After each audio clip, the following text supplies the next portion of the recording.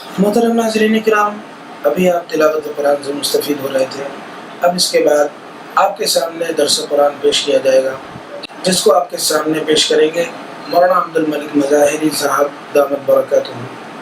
اعوذ باللہ من الشیطان الرجیم، بسم اللہ الرحمن الرحیم۔ ولا يحسبن الذين يبخلون بما آتاهم الله من فضله هو خيرا لهم بل هو شر لهم سيطوقون ما بخلوا به يوم القيامة ولله ميراث السماوات والأرض والله بما تعملون خبير۔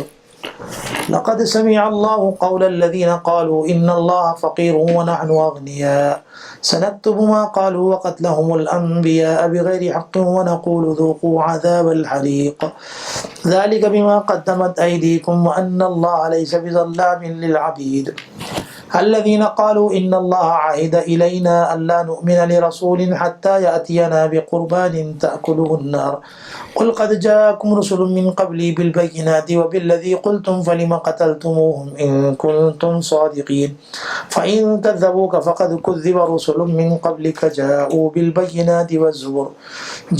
بالبينات والزبر والكتاب المنير۔ صدق اللہ۔ اور ہرگز خیال نہ کرے ایسے لوگ جو ایسی چیز میں بخل کرتے ہیں جو اللہ تعالیٰ نے ان کو اپنے فضل سے دی ہے، یہ بات ان کے لیے کچھ اچھی ہوگی نہیں، بلکہ یہ بات ان کے لیے بہت ہی بری ہے کہ وہ لوگ قیامت کے دن طوق پہنا دیے جائیں گے ان چیزوں کے میں جس میں انہوں نے بخل سے کام لیا، کنجوسی سے کام لیا۔ پھر آخر میں زمین اور آسمان اللہ تعالیٰ ہی کا رہ جائے گا، اور اللہ تعالیٰ تمہارے تمام اعمال کو اچھی طرح سے خبر رکھے۔ یہ آیت نمبر 180 ہے، جو 16ویں رکوع کی آیت چل رہی تھی۔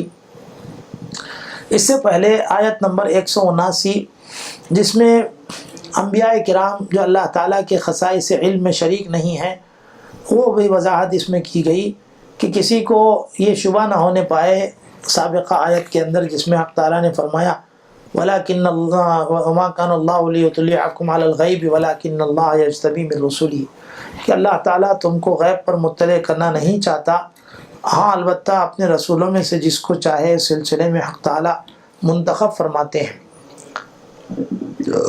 تو اس سلسلے میں یہ بات اچھی طرح سمجھ لیں کہ کسی کو یہ شبہ نہ ہو کہ جو علم غیب اللہ تعالیٰ کی خصوصیات میں سے ہے اس میں رسولوں کو بھی شرکت ہو گئی۔ تو یہ سمجھ لیے کہ اللہ تعالیٰ کے علم غیب کی دو خصوصیتیں ہیں، ایک اس کا علم غیب ذاتی ہے اور دوسرے محیط بالکل ہے۔ یہاں آیت میں رسول اللہ محیط بالکل، یہاں آیت میں رسولوں کے لیے جس علم کا اس بات ہے وہ ذاتی اس لیے نہیں کہ بذریعہ عطائی ہے، بذریعہ وحی ہے، یعنی علم عطائی۔ اللہ تعالیٰ کے بتلانے سے رسولوں کو علم ہوا، اور چونکہ بعض خاص امور کا علم مراد ہے اس لیے علم کلی اور علم محیط بھی نہیں۔ حق تعالیٰ نے جو بذریعہ وحی اپنے انبیاء کو امور غیبیہ بتلاتے ہیں وہ حقیقت میں جو غیب جو کلی ہو اور تمام کائنات اور ممکنات کو محیط ہو، تو وہ تو اللہ تعالیٰ کے سوا کسی اور کے لیے ممکن نہیں۔ جیسا کہ قدرت کاملہ اللہ تعالیٰ ہی کے لیے مخصوص ہے، ایسا ہی علم بھی اللہ تعالیٰ ہی کے لیے وہ ہے۔ اگلی آیت میں یہ فرمایا گیا وَلَا يَحْسَبَنَّ الَّذِينَ يَبْخَلُونَ بِمَا آتَاهُمُ اللَّهُ، کہ جو لوگ اللہ تعالیٰ کے دیے ہوئے مال میں بخل سے کام لیتے ہیں اور اللہ تعالیٰ کی دی ہوئی صلاحیتوں کو دوسروں کو سکھانے کے سلسلے میں بخل کرتے ہیں۔ بخل کے معنی شریعت میں یہ ہیں کہ جو چیز اللہ تعالیٰ کے راستے میں خرچ کرنا کسی پر واجب ہو وہ اس کو اس جگہ پر خرچ نہ کرے، اس کو بخل کہا جاتا ہے، اور بخل حرام ہے اور اس پر جہنم کی شدید وعید آئی ہے۔ اور جن مواقع پر خرچ کرنا ضروری نہیں ہوتا اس بخل میں وہ بخل حرام میں داخل نہیں، البتہ عام معنی کے اعتبار سے اس کو بھی بخل کہہ دیا جاتا ہے، اور اس قسم کا بخیل ہونا حرام نہیں۔ اور یہاں جو وعید ہے وہ ترک واجب ہی پر ہے، اور ترک واجبات بھی کئی قسم کے ہوتے ہیں۔ اول اپنے اوپر اور اپنے اقارب خرچ کرنا جن کا نفقہ اس کے ذمہ واجب ہے، دوسرے زکوٰۃ مفروضہ اور صدقات واجبہ، جیسے صدقہ فطر وغیرہ۔ تیسرے، جس وقت مسلمانوں پر کفار کا ہجوم ہوا کہ وہ ان کے جان و مال کو ہلاک کرنا چاہتے تھے، تو اس وقت تمام مالداروں پر حسب ضرورت خرچ کرنا واجب ہے، جس سے دفاع کرنے والوں کی مدد ہو کہ یہ دراصل اپنی ہی جان مال میں خرچ کرنا ہے۔ چوتھے، کسی مضطر اور ایک دم بے قرار آدمی پر خرچ کیا جائے جس سے اس کی جان کا خطرہ زائل ہو جائے۔ یہ تمام چیزیں اخراجات واجبہ میں کہلاتی ہیں۔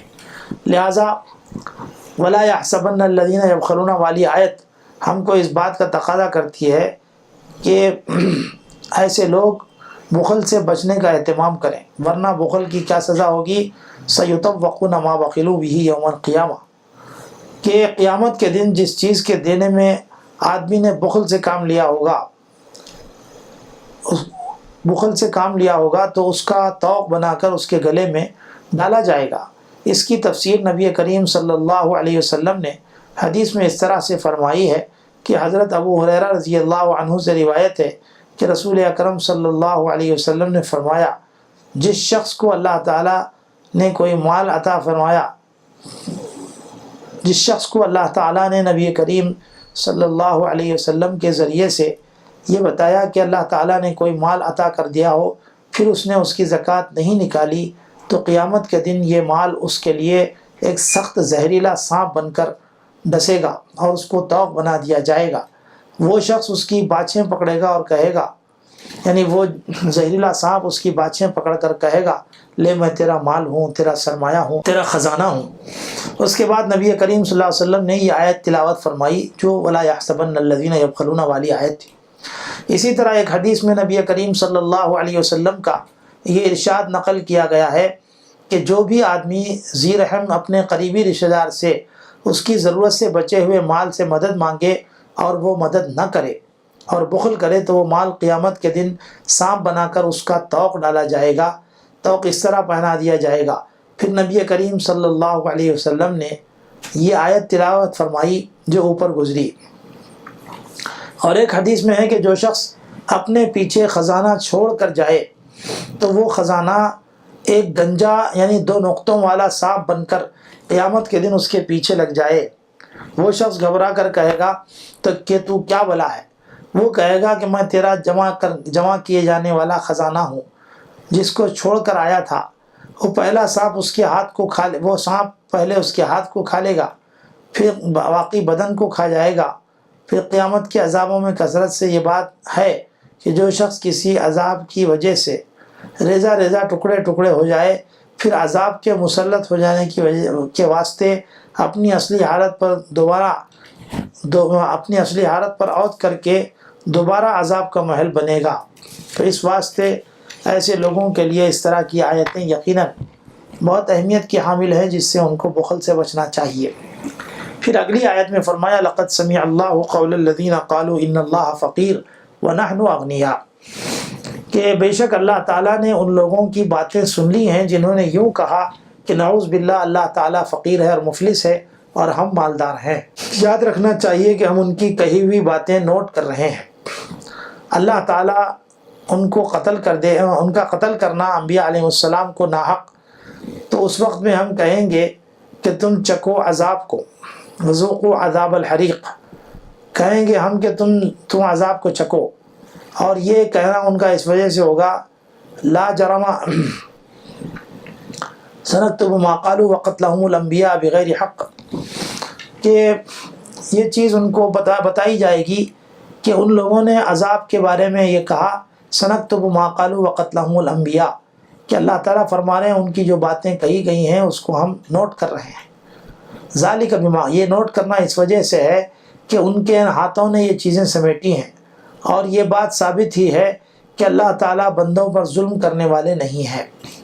تو ان آیتوں کے شان نزول کے بارے میں بھی مفسرین، علماء اور مفسرین میں اختلاف۔ ایک روایت حضرت عبداللہ ابن عباس رضی اللہ عنہ سے مروی ہے کہ جب سورہ بقرہ کی وہ آیت نازل ہوئی من ذا الذی یقرض اللہ قرضا حسنا، تو یہودی کہنے لگے کہ اے محمد صلی اللہ علیہ وسلم، آپ کا رب نعوذ باللہ فقیر ہو گیا ہے جو اپنے بندوں سے قرض مانگتا ہے۔ تو اس کے جواب میں یہ آیتیں نازل ہوئیں. اور دوسری روایت محمد ابن اسحاق میں کی روایت میں یہ ہے کہ ایک دن حضرت ابوبکر صدیق رضی اللہ عنہ یہودیوں کے مدرسے میں چلے گئے. یہودیوں کے مدرسے میں چلے گئے جہاں یہودیوں کا ایک بڑا عالم درس دے رہا تھا اور اس کے پاس دوسرے اور لوگوں کا ہجوم تھا. حضرت ابوبکر رضی اللہ عنہ نے اس یہودی عالم سے کہا کہ اللہ تعالیٰ سے ڈر اور اسلام کو قبول کر لے.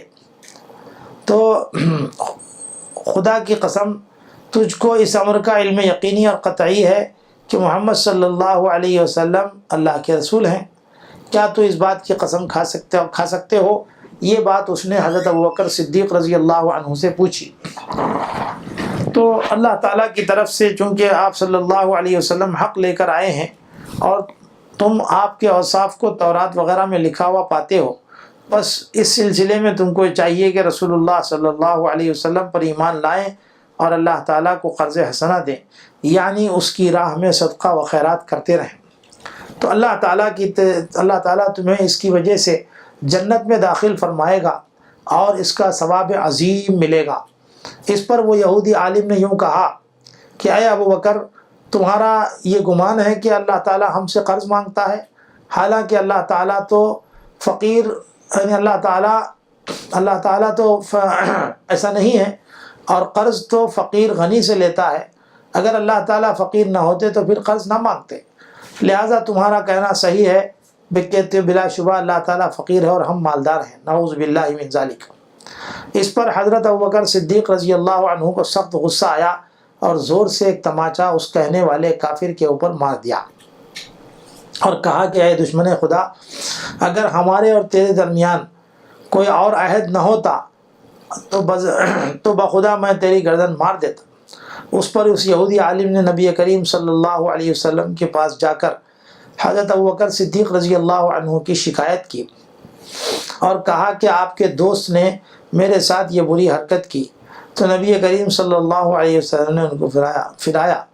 نبی کریم صلی اللہ علیہ وسلم نے حضرت ابوبکر سے دریافت فرمایا کہ تم نے ایسی حرکت کیوں کی؟ تو حضرت ابوبکر رضی اللہ عنہ فرمایا کہ یا رسول اللہ صلی اللہ علیہ وسلم، اس دشمن خدا نے بڑی سخت بات کہہ دی.